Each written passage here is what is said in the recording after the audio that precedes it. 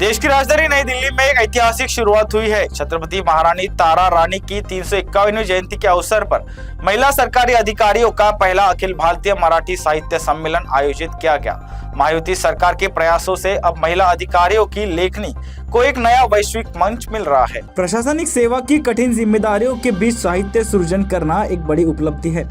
दिल्ली में आयोजित यह पहला अखिल भारतीय मराठी साहित्य सम्मेलन इसी प्रतिभा को सम्मानित करने का एक जरिया बना है। यह आयोजन न केवल मराठी भाषा के प्रसार के लिए महत्वपूर्ण है, बल्कि यह उन महिला अधिकारियों के विचारों को भी साथ मिलाता है जो व्यवस्था को करीब से देखती है। महायुति सरकार ने हमेशा महिला सशक्तिकरण को प्राथमिकता दी है और कई उच्च पदों पर महिलाओं को ऐतिहासिक अवसर प्रदान किए गए हैं। यह सम्मेलन उसी दूरगामी सोच का परिणाम है। महारानी तारा रानी के शौर्य और स्वाभिमान को याद करते हुए महिला अधिकारियों ने अपने अनुभवों को कहानियों और कविताओं के जरिए साझा किया। यह मंच प्रशासकीय सेवा में आने वाली नई पीढ़ी के लिए प्रेरणा का स्रोत बनेगा। दिल्ली के हृदय में मराठी साहित्य का यह अनूठा संगम आज चर्चा का केंद्र बना हुआ है की अशा प्रकारचं साहित्य संमेलन होतंय, मला अतिशय आनंद वाटला। कारण शासकीय अधिकारी म्हटले तर फायलींचे डोंगर असतात। अनेक वेळा फायलींमध्ये आपण हरवून जातो आणि विशेषतः जी आपल्या भाषेची तरलता आहे ती शासकीय भाषेमध्ये विलीन होऊन जाते।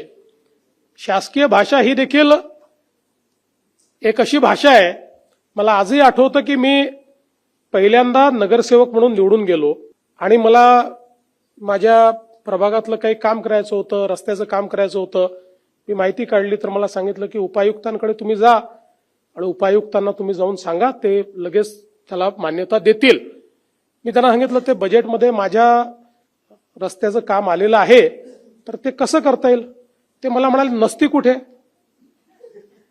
मी म्हटलं का नाश्ता मागतायत, काय मागताय ते? नसती कुठे? म्हटलं म्हणजे काय? ते म्हणाले नसती कुठे आहे? तेव्हा माझ्या लक्षात आलं की नसती म्हणजे फाईल असते। फाईलला शासकीय भाषेत नसती म्हणतात।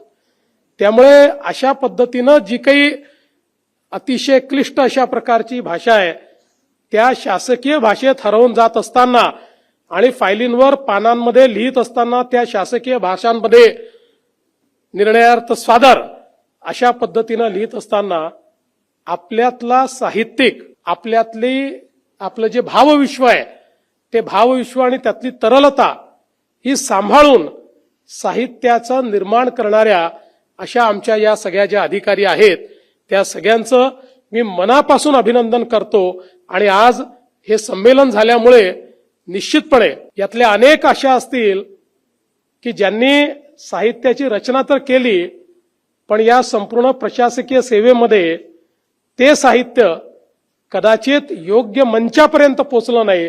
त्या मंचापर्यंत पोहोचवण्याचं काम हे या साहित्य संमेलनामुळे या ठिकाणी होत आहे, हे मला वाटतं अतिशय महत्त्वाचं आहे।